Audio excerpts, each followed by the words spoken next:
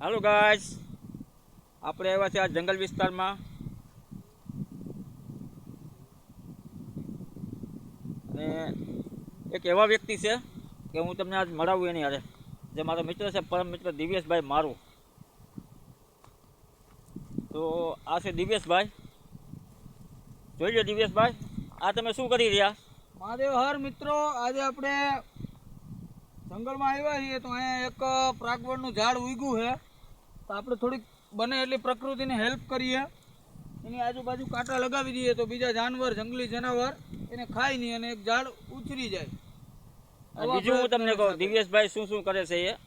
દિવ્યેશભાઈ એક જીવદયા પ્રેમી છે, જે ઘાયલ થઈ ગયેલા પશુ પંખી હોય અથવા રાત્રે સિંહ આવીને ઘાયલ કર્યું હોય, રાત્રે ગમે ત્યારે ફોન કરે, સેવામાં એને હાજર જ હોય છે. બોલો દિવ્યેશભાઈ, એમાં તમારે શું કહેવું છે? ના ના, ખરેખર ભગવાને આપણે જન્મ આપ્યો છે તો બને એટલી કોઈની હેલ્પ કરવી જોઈએ અને પ્રકૃતિને પ્રેમ કરવો જ પડશે અને કરવો જ જોઈએ, બરાબર? કેમ કે આપણું જીવન પ્રકૃતિ સાથે જોડાયેલું કરે છે દિવ્યેશભાઈ, પણ જનાવરને પણ એટલું કરે છે જે ઘાયલ થઈ ગયેલું હોય.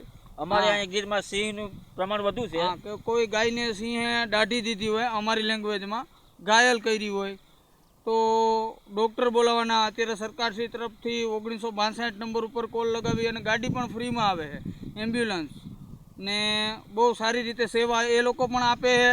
બનતા પ્રયત્નો અમે મિત્ર સર્કલ સાથે મળીને કરીએ છીએ. અને બીજું, જ્યારે એમ્બ્યુલન્સ રજા ઉપર હોય, ઉપલબ્ધ ન હોય, ત્યારે પોતે દિવ્યેશભાઈ જાય છે સેવા કરવા માટે.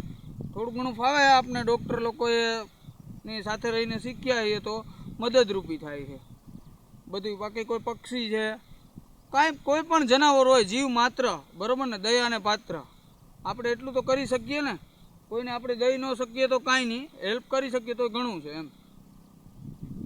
સારો દિવ્યેશભાઈ, સરસ સરસ તમારું કામ હો.